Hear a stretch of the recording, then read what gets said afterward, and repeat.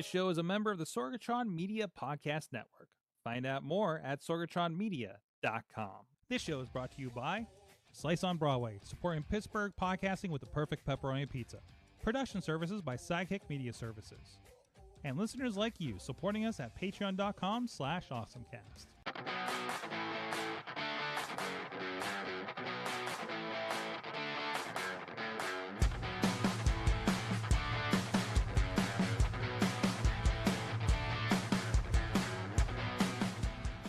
It's time to get geeky, get awesome. It is the AwesomeCast. I'm Mike Sorg at Sorgatron on Twitter in the Sorgatron Media Studios in Pittsburgh, Pennsylvania. Ready to get geeky with all of you. First of all, with us from Studio C in the Big D of Dormont, Pennsylvania. He's the Gudja Guru at Big Bank International, Esquire. He is John Chichilla joining us. How you doing, Chilla?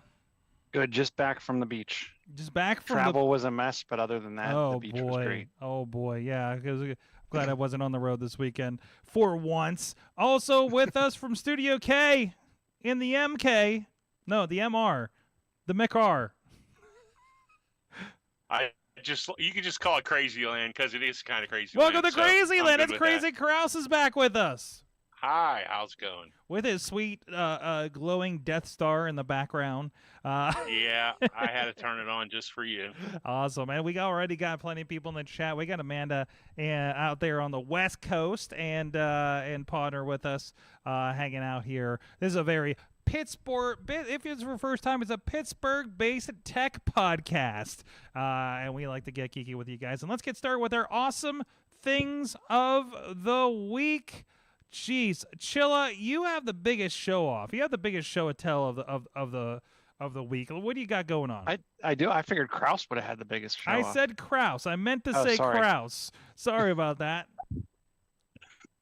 Well, thanks to my employer or my employment, I was given one of these. What? That looks like a phone.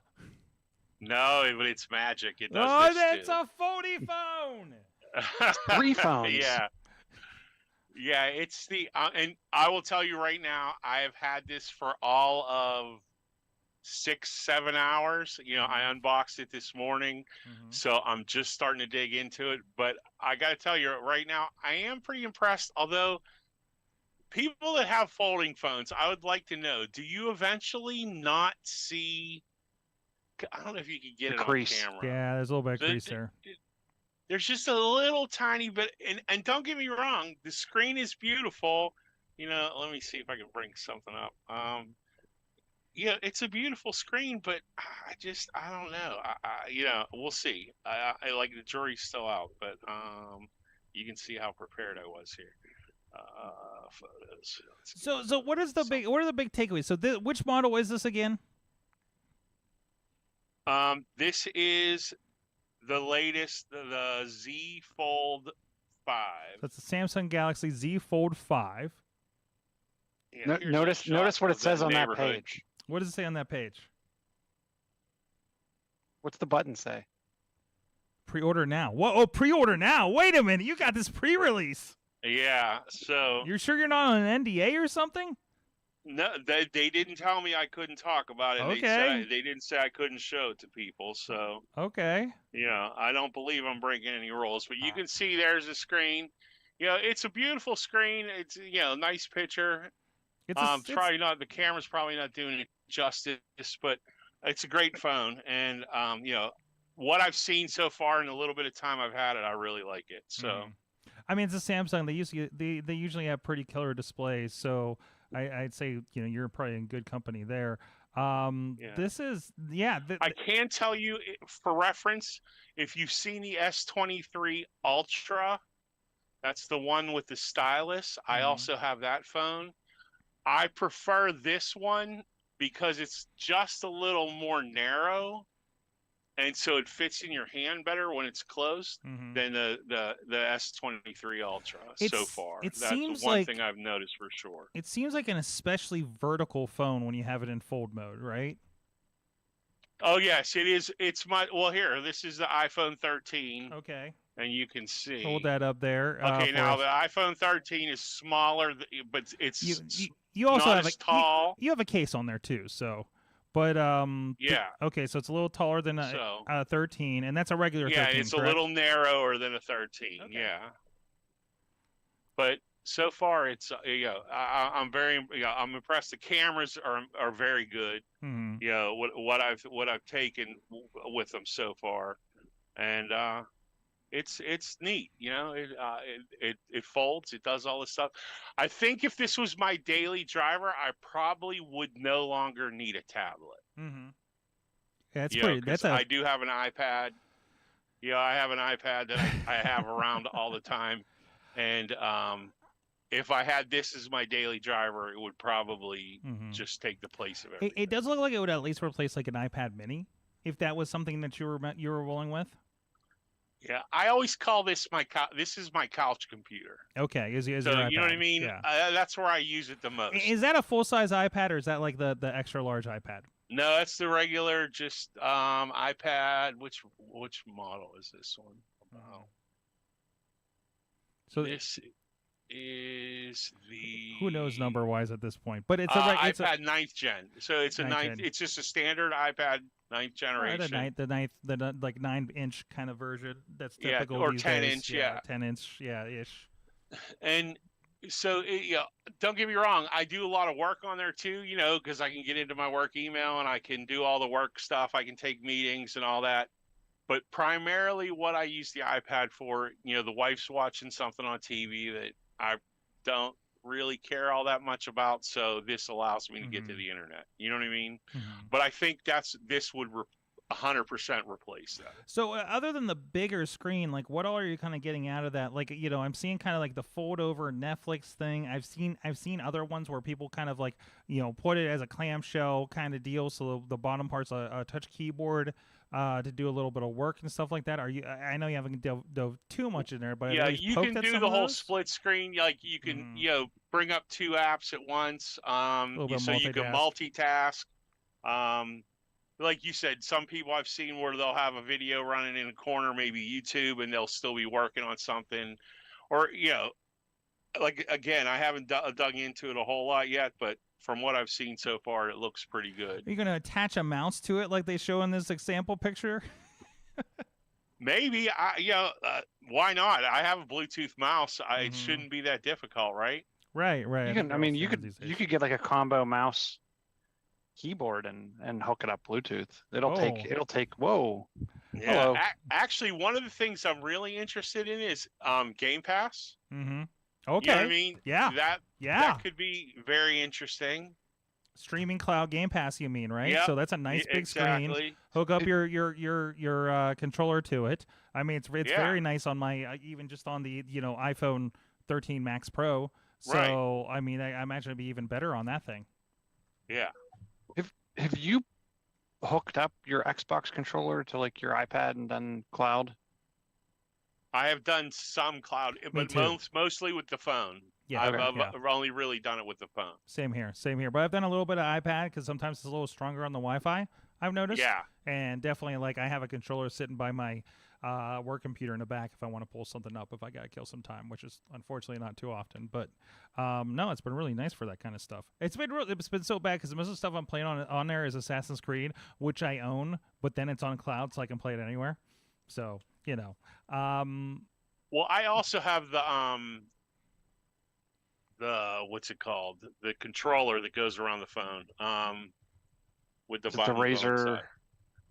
You have the Razer one or the something bone? The jaw something. Yeah, that one. I bought it. Wishbone, jawbone. Wishbone. Yeah, maybe that's it. Something. Now you got me wondering. So, because I opted not to get that one and got the Razer one. Well, definitely let us know what it's like after a few weeks of use and everything like that. But while you mentioned Xbox, that actually transitions to thank you for giving me an awesome thing of the week here, or suggesting one for me, because I did not see this news, and I saved everybody for talking about video production gear that I don't think anybody else would have cared about. But we picked up this week.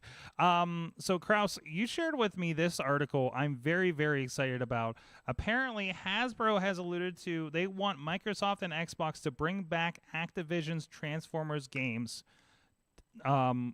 potentially on Game Pass. So you just introduced this to me. So what is the gist of this, Kraus? Basically, what it is they're saying, there's such a, they've had a great, where was it? What's the big game convention that just happened? DreamCon? No, wait, where is it? During an interview with the Transformers fan website, Transformers World 20. I guess it's Transformers World 20005. 2005 is the year of the Transformers 1986 movie. Yeah, okay. And they're talking about that Hasbro has stated its desire to re-release the games published by Activision, and now, that Xbox. Well, they don't own them yet, but they're pretty close. They pretty much own Activision. Yeah. They have that Hasbro has a desire to bring those games back. I think it's a great idea. Why not? I think they were all pretty well received in their day. They were, and it's one of those things where the biggest problem going from like say 360 to Xbox One to Series is a lot of times those licensed games don't translate over. Like it's hard to get a digital copy of Deadpool if you don't already own one. Or old Ninja Turtles games, and Transformers were a part of it. I had to grab the only physical disc game I play from the Xbox One is Transformers Devastation, and I do own a copy of the first, I think, Transformers War for Cybertron on Steam, but since it's on PC, I don't play it too often because that's just such a headache for me because I've never really had a good core PC gaming situation, and it's not on NVIDIA or anything like that. So there is no even backwards compatibility for these discs at a certain point, I don't think. So and I love the article here is sadly apparently Activision's not sure which hard drives they're on. They did update it though that says Hasbro claims that in fact Activision still has the source code for the Transformers games of ages past, potentially raising possibility of a re-release. So Hasbro wants it, so they apparently seem to be willing to release the license for it.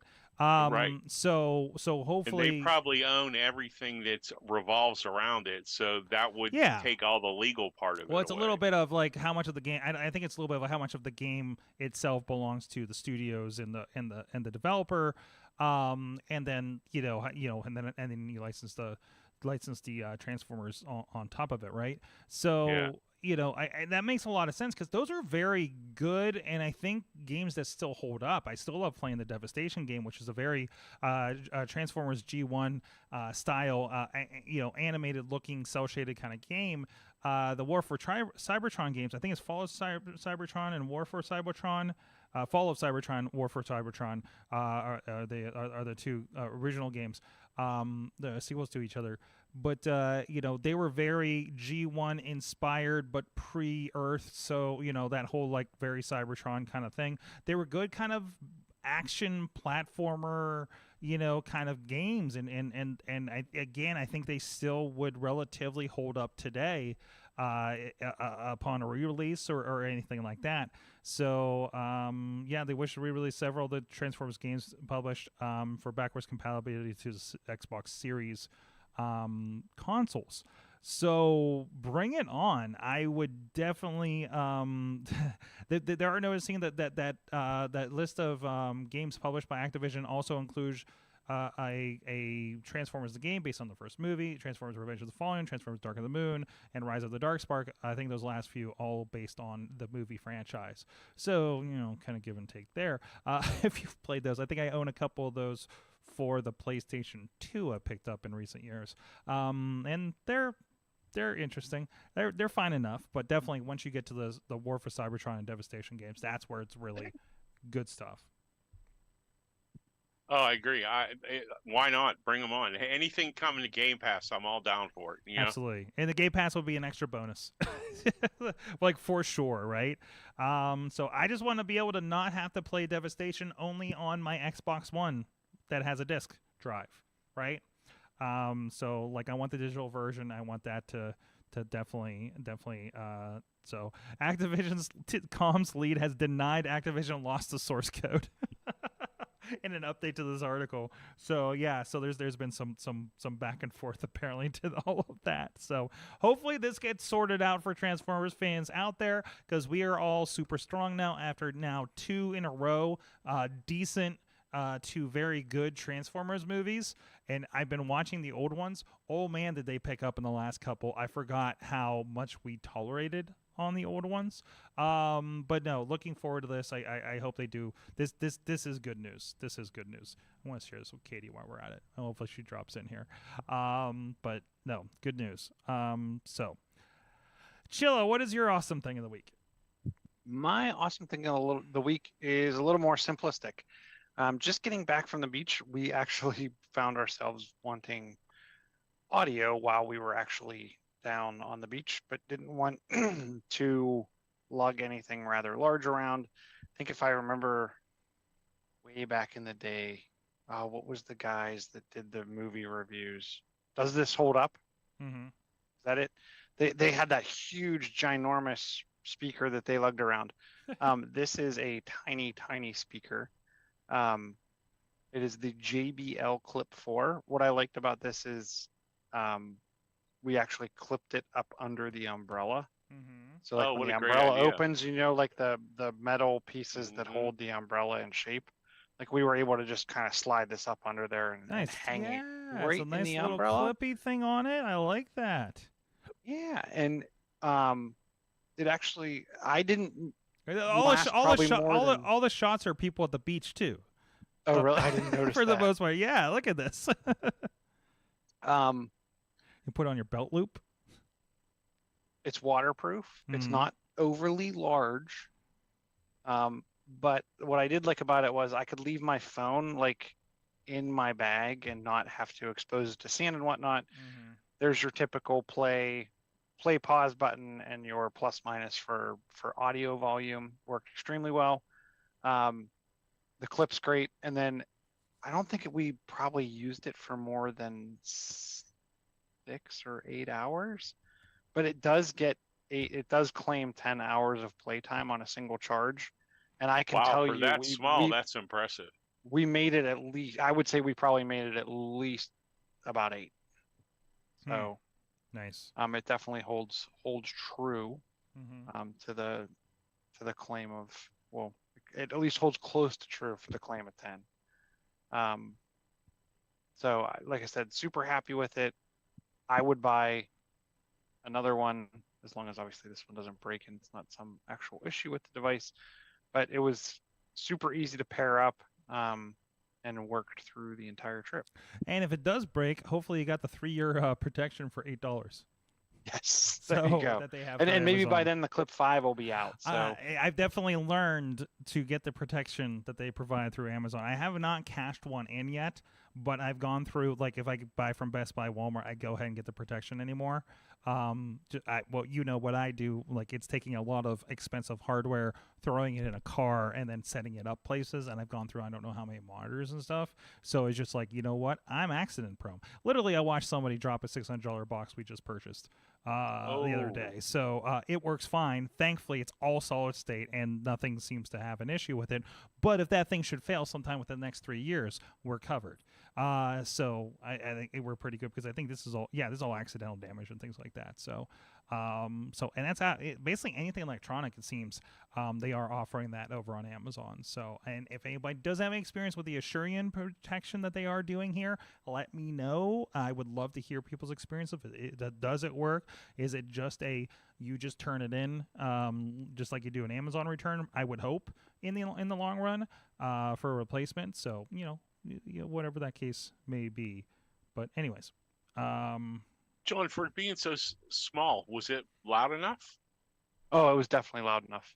Okay. I didn't even have it all the way up. I would have been more worried about like bothering other people around me. Mm-hmm. Oh, okay. Than not having enough volume. Okay. It looks really tiny. Mm-hmm. It's tiny, and it's pretty slim. It's going for $54.99, or $59.99 if you want the blue and pink version, apparently. So go check that out. Yeah, I got the cheap normal everyday. Only the blue and pink version is a Prime 2-day shipment right now. So there you go. So if you're looking to hit the beach, need some tunes, it's the JBL Clip 4 portable Bluetooth speaker if you're looking that up on that or any other thing. And of course, we'll have a link in the show notes.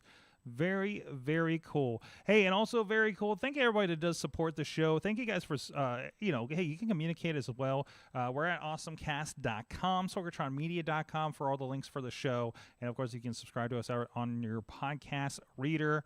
Of course, our friends at PostIndustrial.com sharing the show. And of course, we are live every Tuesday at 7 p.m. Eastern. You can join us in the chat room just like Dave Potter and Amanda are right now over on the Facebook. But we are over on the Sorgatron Media Twitch, and we do have an AwesomeCast YouTube page. And please follow that in our TikTok and our Instagram. We got a lot of clips to the show. If you don't catch the show, we try to get a little bit of information out there to help share the awesomeness with everybody every week.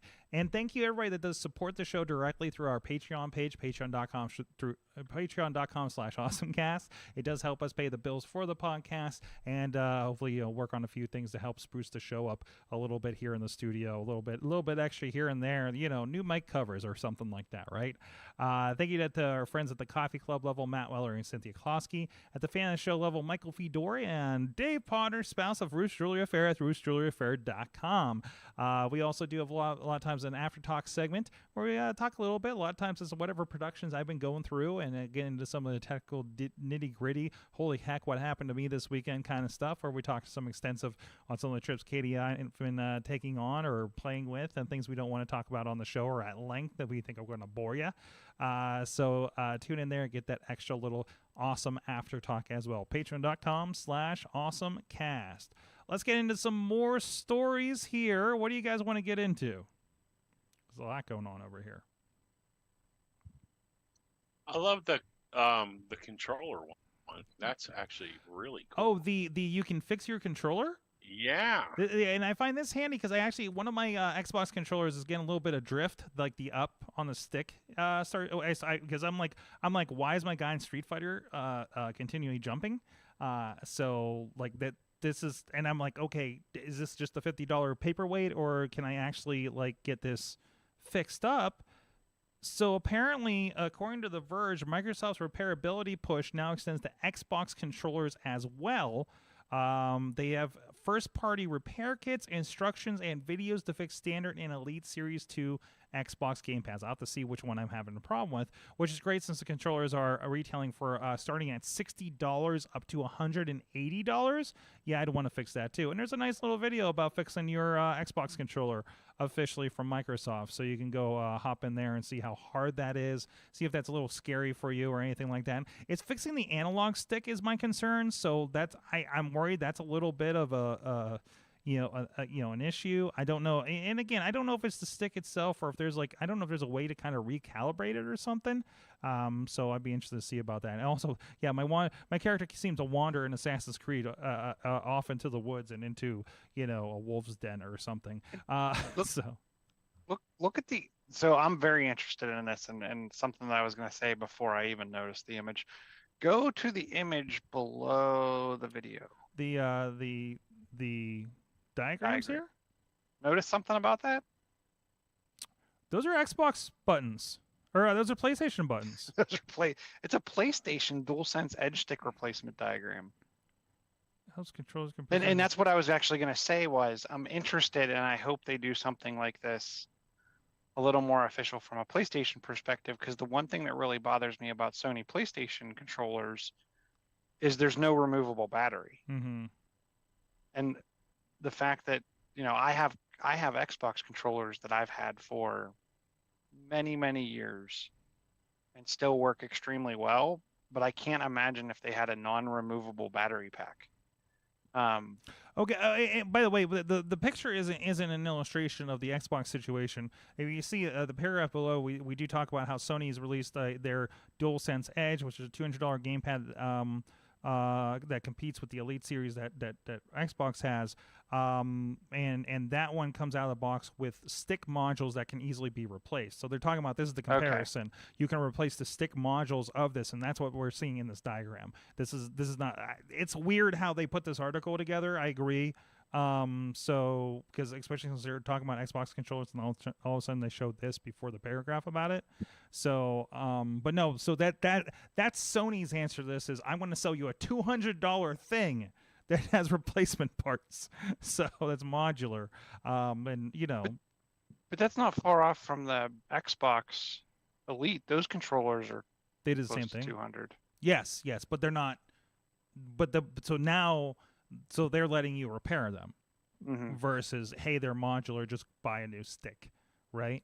And roll it into it. So, no, I think that's great. I mean, Sorg, I don't know which parts you need, but if you click on the link, there is you can actually go out to the Microsoft website and see the different parts that you can buy. Like you can buy top cases, replacement buttons. And by the whole PCB. I'm seeing $15 for the joystick for an Xbox XS controller, which is what I would have. But then again, I only pay about $50 for the controller, so I don't know if that's worth the hassle and time. That's why I was just. Your mind is going exactly where mine was.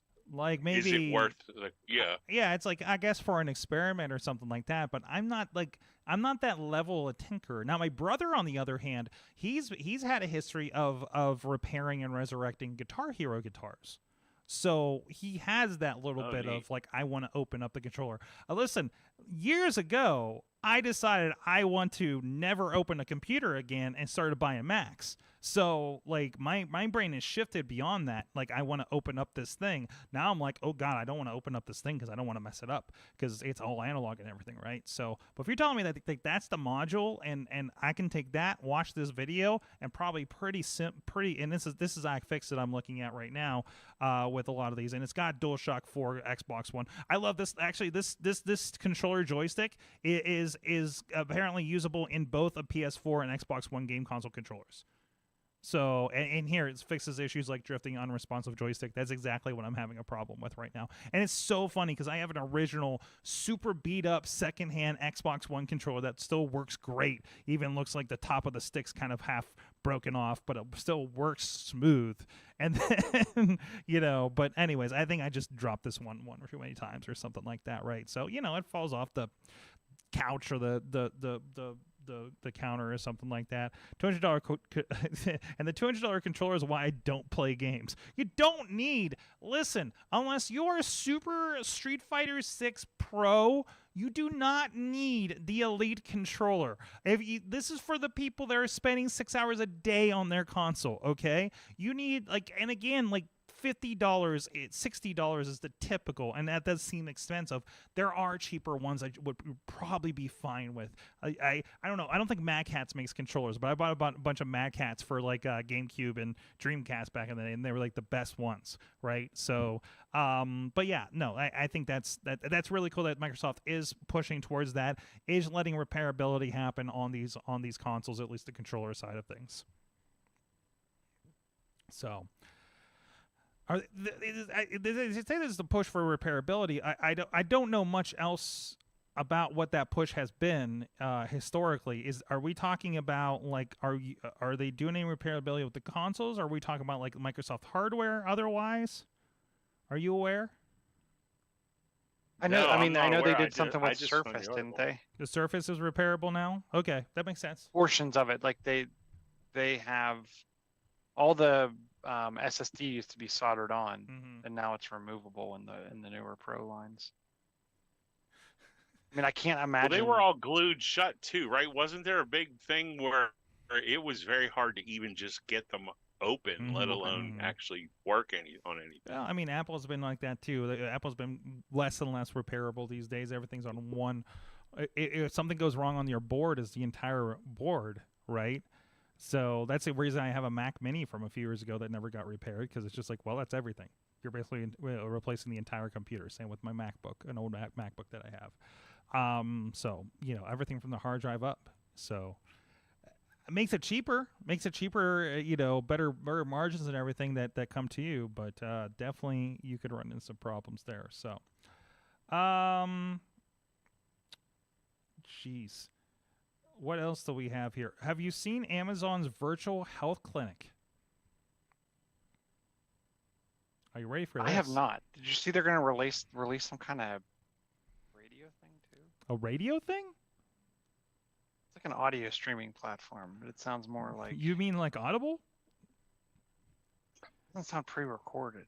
Look that up. But in the meantime, so I did get an email for this actually several weeks ago, and I was kind of interested because I did move my regular prescription to Amazon. Obviously, that's an issue when I need something day of, like when I got my root canal last week and they gave me like 4 drugs. So that's not going through Amazon. I'm still going to Rite Aid up the street, okay? But this idea is healthcare for those that can't wait days, and is now available in all 50 states and D.C.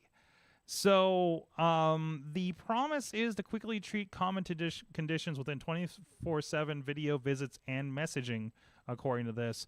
Messaging is only available in 34 states. So there's that. There's a lot of HIPAA laws and everything like this. I actually work with some behavioral therapists that have to deal with this when they were doing telemedicine. So this is Amazon taking telemedicine to the next level, and as a giant company. And so when you get into this, you go to clinic.amazon.com, and I had, what did I click on before? I clicked on migraine. Let's see where that's at. Everything's and some pretty typical thing. Acid reflux, acne, anti-aging, asthma, gout, genital warts, sinus infection. You know, they have things pretty categorized here from things like that, even just a prescription renewal and things like that, which would be nice. I don't want to go to my doctor. You know, I don't have time for it. So let's click on migraine, and you would go in here and, tell you where I'm telling it I'm in Pennsylvania, and it's letting me if I want to do a video call for 1 hour, or 1 hour is a typical wait time. But if I want to do a video call about this, it would be $74, and for messaging only, it would be $30, and somebody would probably get to me within about 2 hours. So in this, it's specifically migraine medication renewal. So if you're like, I need to take care of this, I can't wait for getting into the doctor to renew this, right? You can call in, get this, and get things sorted out here. So it does not currently take your insurance if you have insurance. But that you can't apply your insurance to the prescriptions that they would prescribe to you through this. So if you just seriously just need, hey, I have a thing, this, hey, does this look infected? From the sounds of it. And dandruff is listed on here. Eczema, which actually that would have been really, that I know some people that have been on trips and have had eczema outbreaks and had to go find a doctor in California, you know? Like stuff like that, versus you can just do a video call. You know, what if you're out in the middle of nowhere and who knows if you can find a doctor, right? So I think this could be very helpful, but also it's Amazon getting into healthcare, and I think we would have a right to feel a little squirrely about that. Well, it's not serious. God, I hate to say it this way, but it's not serious healthcare, right? It's quotation marks. Yeah, no. It's common. It's MedExpress. Ailment. It's MedExpress. Yeah, right. Yeah. But I mean, I had to go to MedExpress to get an X-ray. They can't do that. Mm-hmm.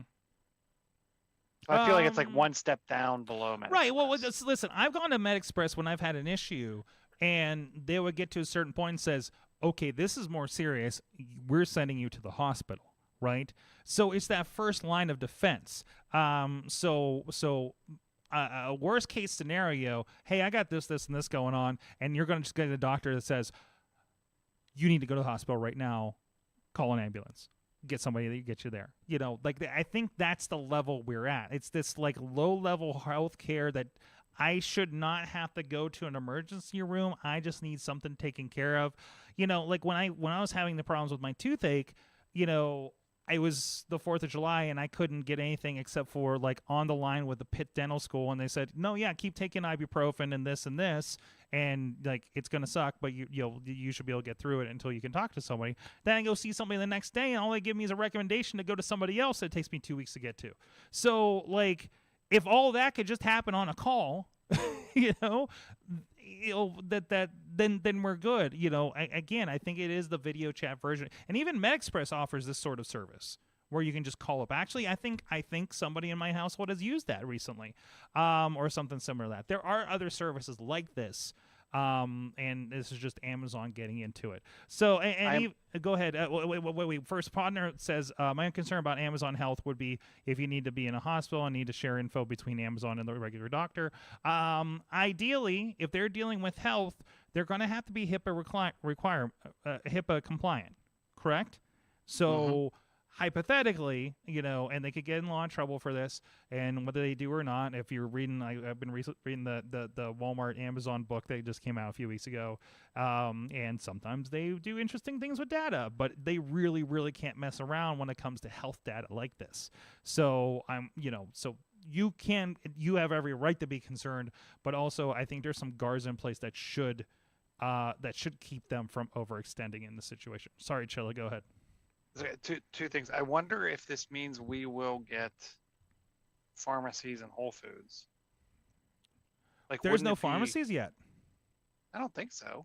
I wouldn't see why not, especially if they're already doing the pharmaceutical side on the Amazon.com side of things.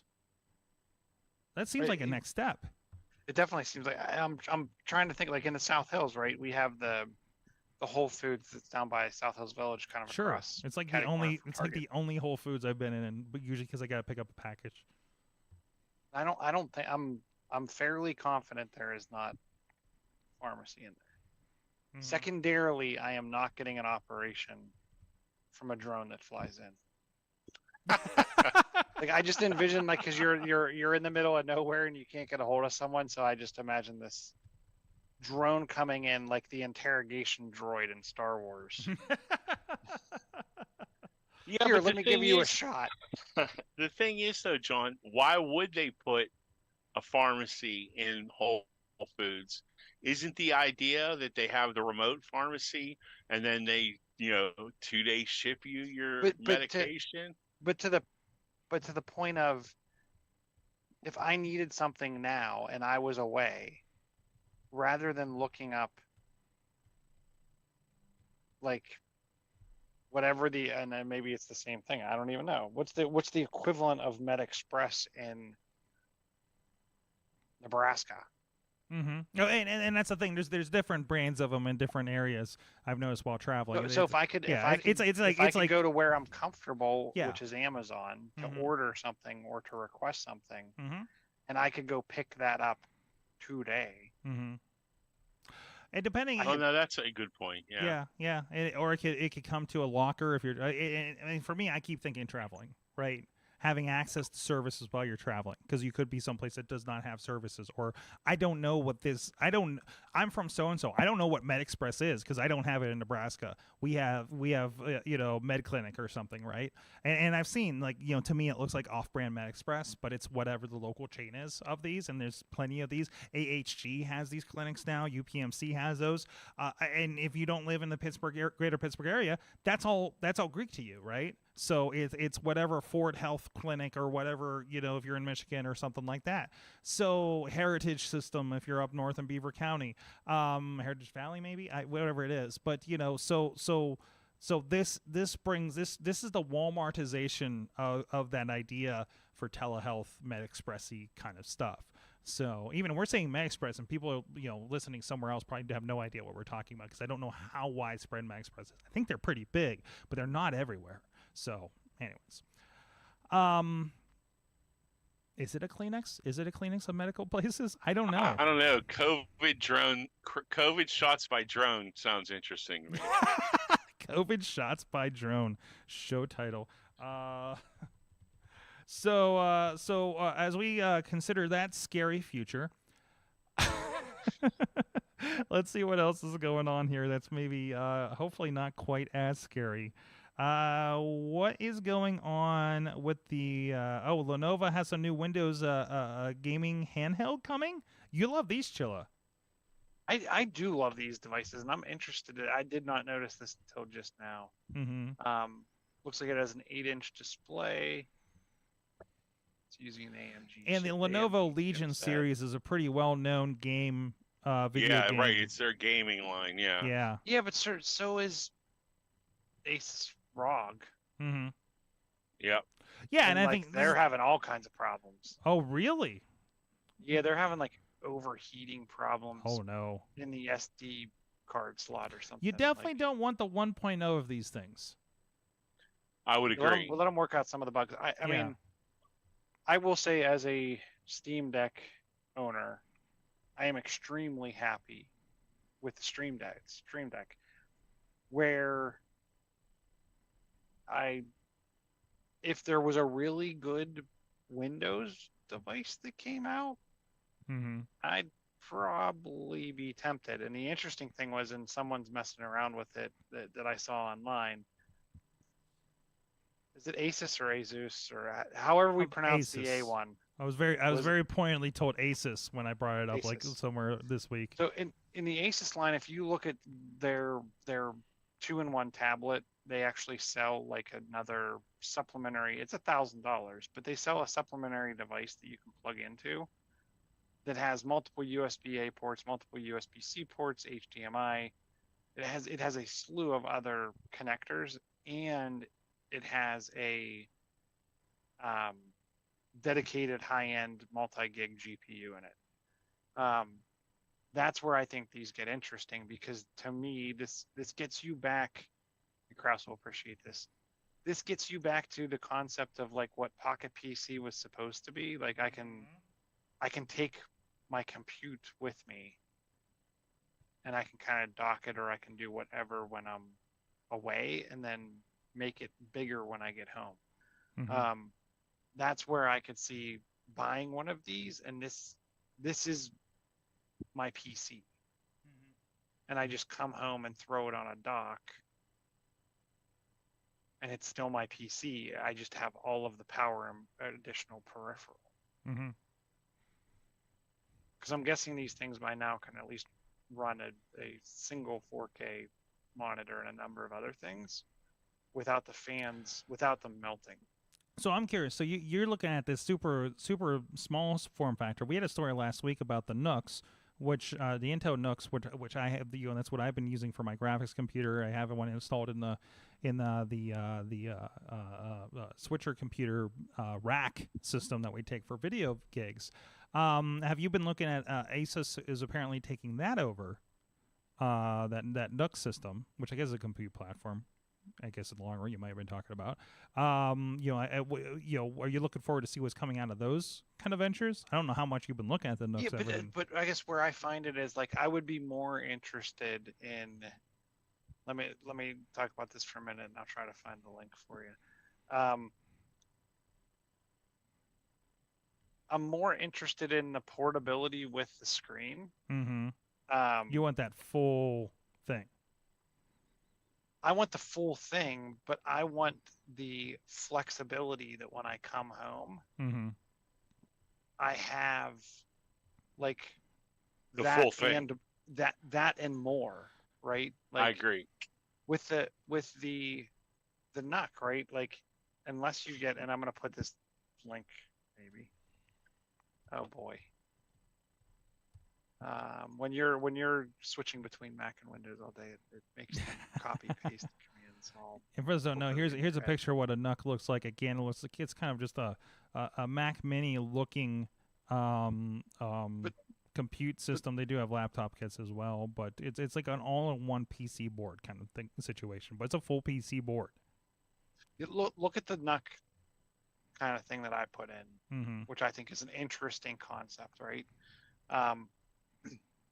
It's a Nook, but it has a screen and it has a small battery. And that's now one it's underpowered from a CPU perspective. But this is only a Celeron, not a full the one I got is an i7 9th generation i7 kind of system. But this is also, it's a smaller form factor running a screen. So this is how much power do you need? I mean, this isn't a gaming device. Well, but no, that's the point though, right? So look at that device. So bring that back up for a second.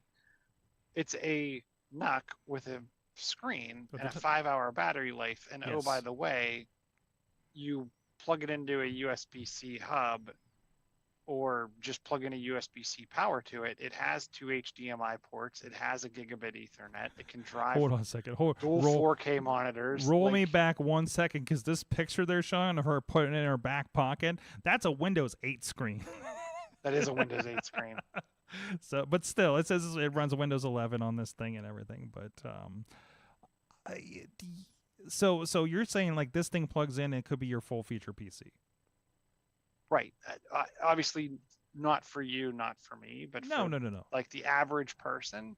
Mm-hmm. But that's where I find the conversation about the portable gaming units to be interesting, because that Celeron device isn't the GPU and CPU in that NUC. Like, that's a high-end GPU and CPU in the Asus and the Legion. Like, they're not going to skimp on that piece of hardware. Where they're probably going to be hurting is the battery life. And of course that means more heat because you have higher end parts in it, right? Right. Like, I go back to, and I'm going to talk to you while I walk away because I'm going to go find mine. I go back to, like, I can take it with me. I can bring it home. I can plug it in. Followed him. Oh, it did. Yeah. Yep. I can take it home. I can plug it in, but I can just keep going, kind of mentality. And then you bring it home and you dock. Like I said, imagine this. Let's try to put it in perspective. And now I can't find the darn device. I don't know, but I'm waiting for you to just start doing dinner while you're doing the show now. That this works so well right now. So because you're just like, well, but it's the same kind of thing. Well, imagine it's the switch with a dock that you could plug in. Sure. I found my hack bag. So no, I guess here's what I would say. Imagine another bag. He's just flexing on us all. That's all. Yep. I see it. Imagine if you docked your iPhone at home, and it was as powerful as your iPad Pro or your MacBook Pro M9. Well, it's the whole future of DeX, right? It's DeX. Samsung. Yeah, but DeX is heavily relying on cloud to be to take on that superpower. So, like, this is the closest that I can explain to it, right? So this, I don't even know who makes this. It's some GPD. This is an early, like, pre-ROG type device. So you have click button controls. You have your controllers. Is it an Android? You have a fingerprint sensor right there. Okay. Nice. And oh, by the way, it's an i7 processor. Oh. And here's the keyboard. Oh, jeez. Wow. So now the problem with this is the battery life is like 3 hours. Because it's running an i7 processor. with 16 gig of RAM. Yeah. And I think a 256 gig SSD. Because the one thing Intel is not good at is power. And heat, right? For those things, and it gets like, if you, I don't know if you can see in there. Yeah, right? versus it's like a metal grill. Whoa! Over here, buddy, over here, right here. Come on, AI, I know you can do it. Zoomed in on the wall behind you. That was crazy. But you can see thing. Like the metal in there, and the fan just whirls right up. versus like, let's say hypothetically Apple does this. No, there is no hypothetically, because Apple does this. They slammed an M2 in an iPad, right? And we know what that form factor looks like, and there, to my awareness, I haven't heard of any overheating problems. So but you can't get all of your Mac apps. But you don't have full access to Mac OS. You have this weird interconnectingness that they have happening between Mac OS and iPad OS. Yes. Is there really much?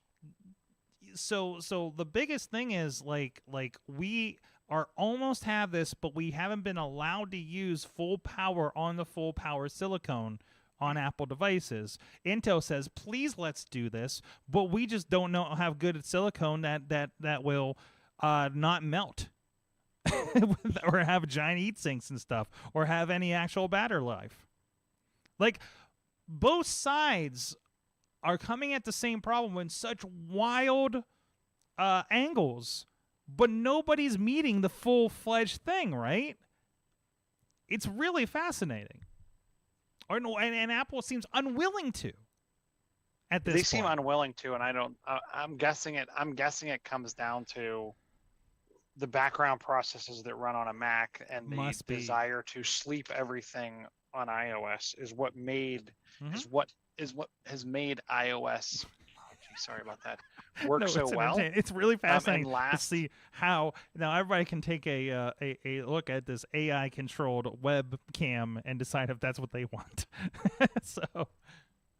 Yeah, it's definitely not meant for you to like walk away from. No, but that was fascinating. It does its best. Yeah, it does the best it can, just like all of us.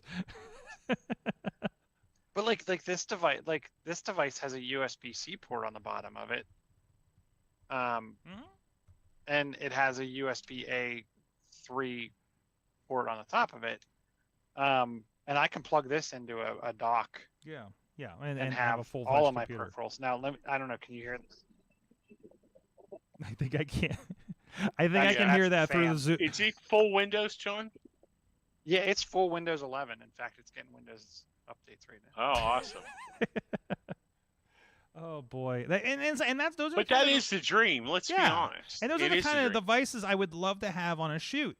That's a touchscreen thing that I can pull up the switcher software and work on without buying a $50 extra piece of software for my iPad. Like that's kind of the dream. Like those, like you use the controllers. Yeah, and you use the controllers to set something or hotkey or something like that. Mm-hmm. I mean, like that is the thing. Like I don't know how many productions I keep seeing. I saw high-end productions that have like like 3 stream decks across the desk to do any of their cues. Like that kind of stuff. So like that's the interesting part right there, right? So so you keep poking at that promise of miniaturized to full computing. It's very interesting. Like Tony Stark, the arc reactor wasn't useful until he miniaturized it and put it in his chest. Yes, you're looking for the arc reactor of computers. Yes. Like it, and all we need to do is get Chilla stuck in a cave for that to happen. It might. I don't want to be stuck in a cave. Well, let's be honest. This phone is that dream too. You know what I mean? We all have that dream. Yeah. How great would it be if this was your work computer, this was your home computer, this was your phone, and depending on where you docked it, you got, certain information. How great would that be? Yep. Not have to carry, a 50-pound bag on your back every day. And Samsung's been knocking on that door for a while too. Yeah. So, but I mean, and it is, and for some people, walking around with an iPhone Pro Max is that dream. It does get most of those things done, right? And I mean, really to a certain point, you can throw one of these adapters on here and throw it on a big screen. You know how many times I've taken this phone because the Wi-Fi is terrible, but I got 5G, and I put this HDMI adapter on there, and I watch whatever full screen on the TV in the hotel room. Oh, we did that. Why would I use anything else? The Inter Miami game. Yeah. Why would? And it looks better than anything else I could do. Right? It looks better than, because the iPad does a weird thing where it doesn't know what my resolution's supposed to be and it squares everything in. Like this is it, this is like, I can Apple TV and throw it at a screen and you're good to go. And so many people do get so much work done on those that they barely use laptops these days. So I think that's, and it depends on your use case. Obviously, this is, different levels of things. I'm thinking a lot of times creative media, social media kind of things, right? Like I'm letting myself edit things on the phone to post that I think that are going to look really good, right? So we shot an entire wrestling show on iPhones because I was asked to at the last minute the other night, and I'm pretty happy with how it turned out. So as long as they got the space to hold it, right? Well, yeah. Oh, yeah. And a terabyte. Although I'm at the point where I'm at about 650 gigs full of this 1 terabyte phone, and I keep trying to move things over and get things airdropped over, and it tells me I'm out of space. So I think a lot of things are not able to see the higher end on these iPhones, and I keep running into it. Valorant by Riot Games would not update because it says I didn't have enough space, and I have 400 gigs on this phone left. I've run into that from time to time. That seems to be more OS glitch related. They offered it. And yes, and that 400 gigs will only get me about 2 minutes of ProRes video, but okay. So have not tried that, but I am doing 4K H.264 and then editing it over in Final Cut. And if you guys want to know what something like that looks like, we did something over at IndieWrestling.US's YouTube page. It's called Brawl After Bingo. It's about 3 matches of no-ring wrestling, pro wrestling, that was done down at the Spirit Lodge in Lawrenceville. It was shot on the iPhone Pro Max 13, and I had a backup camera, somebody shooting something in the back of the room on an iPhone 12, just in case I missed something. I didn't have my rig. I didn't have anything. I literally am holding the phone for 3 matches, like this, as best as I can. And I was really, really happy with it, for the most part. It's not the most amazing, but it was shot in 4K, blowed it down to 1080, put it out on YouTube. I brought it up for a little bit on the TV. I'm pretty happy with how it looks. Kind of a low light situation because it's a bar lounge kind of place where this happened. And I was really, really excited about that. And I'm really starting to push with this. And I grabbed a mod case for the GoPro to start testing that out with an HDMI out. I wanted to try to use, if I pick up a 15, this guy is going to be. Let me save that for after talk, actually. I got some really, really big ideas, and it is pumpkin time for Chilla, actually. At Chilla on the Twitters. Maybe. Chilla on the Facebooks. Threads, maybe. Chilla. 579. Chilla under duress in the cave. Yes. On the tweet X's, whatever it is. Oh, maybe I might just rant about X on the after talk here for a moment. Crazy Kraus on a lot of the social medias. I don't think we can narrow things down anymore. It's just the social medias, right? That's why it's important to have I would agree. The same name medias. Across. You can find me. I'm there. Welcome to the decentralized social media era. Really, it is. Yeah. We're done with centralized social media, I feel, as a whole. I'm still waiting for wrestling. Wrestling's starting to creep over to Threads, but we'll see. They are pretty big on Instagram, so that kind of makes a lot of sense. That's my barometer. What happens to pro wrestling? Where do my pro wrestlers go? Where do the fans go? Where do I get those responses? Yep. Sorry, Chilla. Does anyone know yet how to get a Blue Sky invite? Nope. Be more important than we are. Because the podcasts I listen to act like everybody's on it. Because everybody they know is. But they are definitely... higher-end journalists and stuff that I'm sure got an invite by now so they can talk about it. And they're over it. They're already over it, so they don't even bother probably. I'm at Sorgatron and everything, including the Mastodon. I'm actually Sorgatron at twitch.social over there. And we do have AwesomeCast at sorgatronmedia.social on the Mastodon servers. And, of course, all of the stuff, AwesomeCast, Sorgatron on all of the threads, Twitter X. Can I call it Twitter X? Is that okay? Then I cover all the bases in case you're expecting one or the other. The X, formerly known as Twitter. The X over on XDL. There you go. Guys, thank you so much. We'll see you guys next time. You have been our awesome audience. Have an awesome week.